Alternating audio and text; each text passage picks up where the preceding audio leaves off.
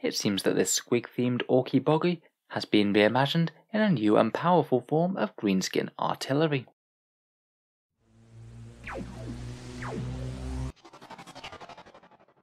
Hello and welcome back to Auspex Tactics, the strategy-focused 40k channel, where we're all about getting the most out of our miniatures on the tabletop.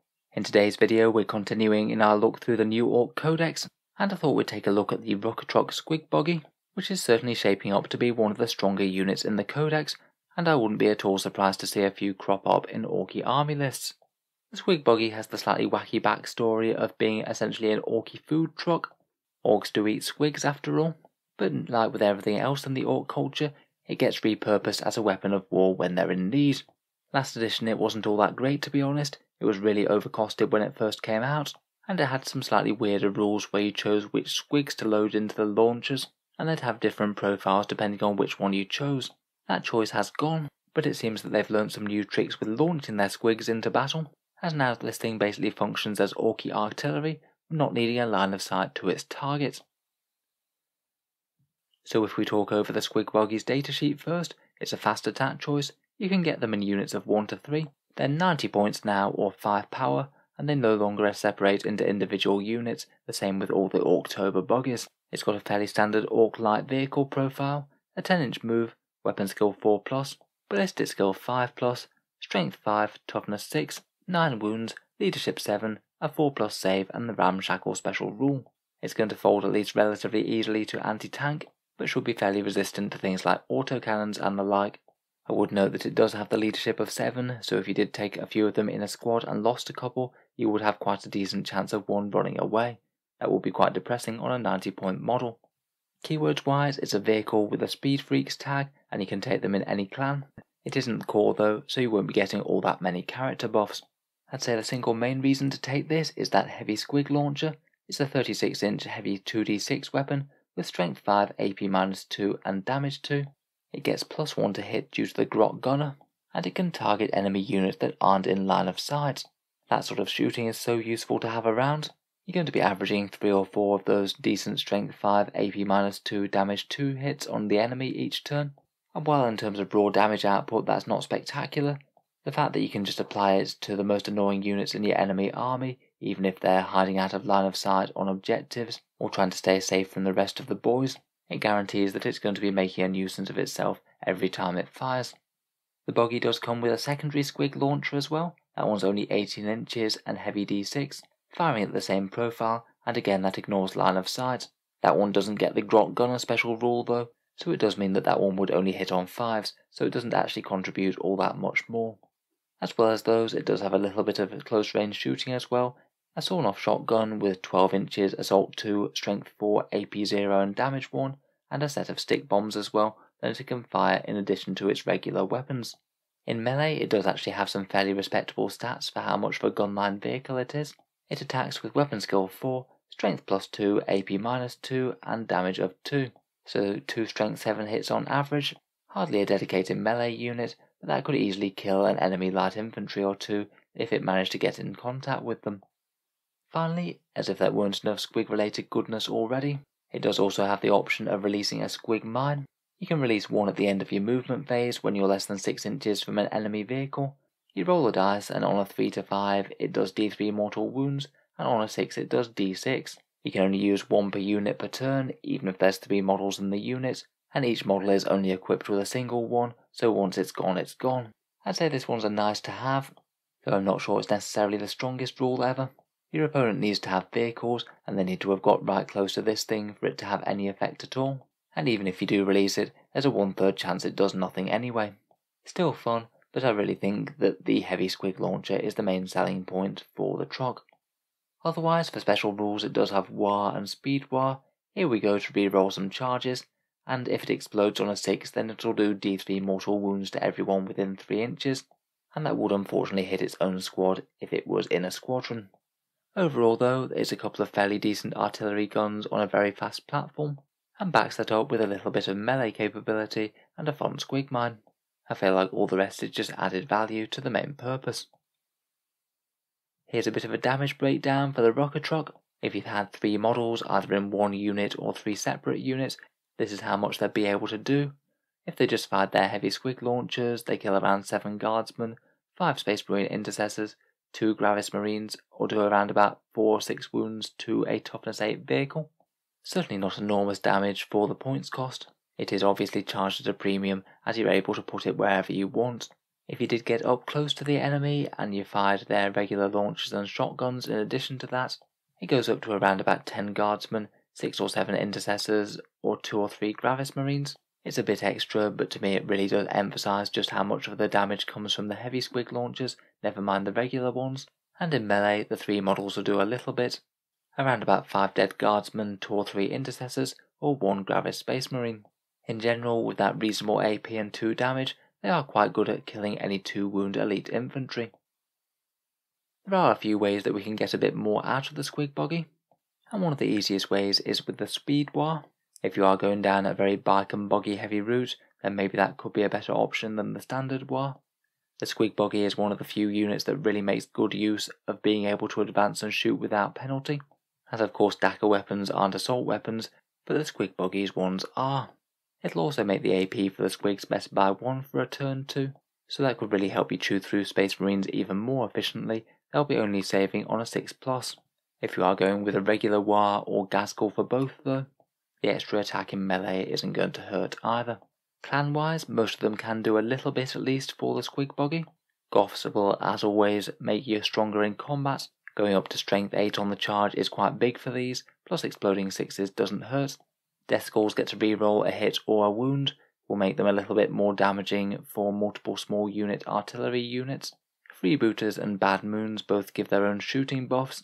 Maybe Freebooters aren't the most optimal pick for this one, as it already gets +1 to hit on its heavy squig launcher, and the Freebooters buff won't be able to get you to hit any better than that. The +2 to hit will cap out at a +1 as per the 9th edition core rules. Could be handy to make the standard squig launcher just that little bit more threatening though. Evil Sons could have these zipping around really fast indeed. Again, they'll be able to advance and shoot freely every single turn, and they get +2 to their move and +1 to advance. So on average in an Evil Sons detachment, these will be zipping around about 16 inches on average per turn. That's definitely going to let you get what positioning you want. Also their drive-by Daka could be kind of interesting on a really big unit, potentially allowing you to get the close range shots on the go and then maybe scoot back to safety. Finally, Blood Axe can make them a little bit tougher at range by putting them in cover and allow them to fall back and shoot so they have some protection against being locked up. It's only really snake bites that don't do all that much for them. The Squigbuggy has a custom job all of its own in the Nitro Squigs. These cost 25 points and give them a +1 to wound on both the squig launcher and the heavy squig launcher. +1 to wound is pretty great, but it does depend on what you're firing at. Against anything that you're wounding on 3s anyway, it's only a 25% damage buff, which actually means it's not as efficient as taking just more Squigbuggies, as 25 points is basically a 28% increase on the points of the standard Squigbuggy. I would also bear in mind that while you're increasing the damage output fairly proportionately, you're not increasing the durability or the melee power at all.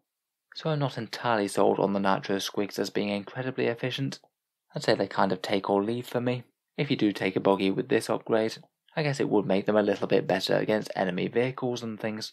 Perhaps a bit more of a general purpose threat, which isn't too bad on Ignore's line of sight weapons. You can also take the more generic custom jobs that don't tend to be all that great either. The Shocker Hull and the Squig Hide Tyres for a small speed boost, neither of which I think are really worth it for the points.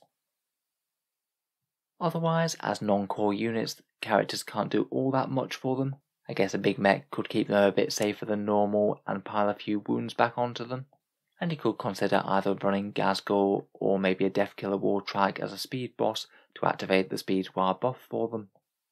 The buggy does have a few handy stratagems. The careen one you can use for 1 CP. The explosion's only 3 inch in radius, but it does give D3 mortal wounds, and if it means that you can careen away from your own unit and maybe towards an enemy one, that could easily be worth 1 command point to move the mortal wounds over to them.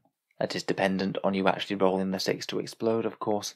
Ramming speed maybe isn't the most high priority one on these guys, seeing as they don't really want to be in combat as much as certain units, but if they absolutely have to make a charge and get D3 mortal wounds to boot, this could be handy for a last turn objective push or something. And finally there's the Speed Freaks one, Cloud of Smoke. That's the one where you select one vehicle and all speed freaks within 6 inches are -1 to hit to enemy shooting. If they do have to expose themselves to enemy fire, you could potentially make quite a big chunk of your army -1 to hit with this. In general though, I wouldn't go too crazy on the stratagems, usually going to be better to save the CP for bigger, harder hitting units. I think the Squigbuggies could be fairly useful for most clans really. They get a few helpful benefits, but nothing absolutely super amazing that makes you want to have them in any one clan. And I would consider the Nitro Squigs on one that you're going to be working really quite hard to protect and not let your opponent directly shoot. So overall, I do think that the Rukkatrukk Squigbuggy really is quite competitive, and I'm sure we'll see plenty of them played in some stronger Orc army lists. Ignores line of sight shooting is often worth the investment in 9th edition. Obscuring line of sight blocking terrain is pretty standard on most balanced boards, and having a few of these hanging around to whittle down or finish off some enemy threats certainly seems pretty handy. I think I'd be looking to take them in fairly small units, ideally perhaps just units of 1, though it might depend on exactly how many detachment slots you have available. Ideally I'd not want to be worrying about morale too much, and smaller units might be a little bit easier to hide yourself out of line of sight. Maybe use those heavy squig launchers for the first couple of turns, then maybe switch to playing a little bit more aggressively as the game goes on. Think about charging down some chaff units and challenging some objectives, maybe deploying some squig mines if there's still any enemy vehicles about. In general, I think I'd rarely want to move out of position too badly to try and use things like the shotgun or the stick bombs.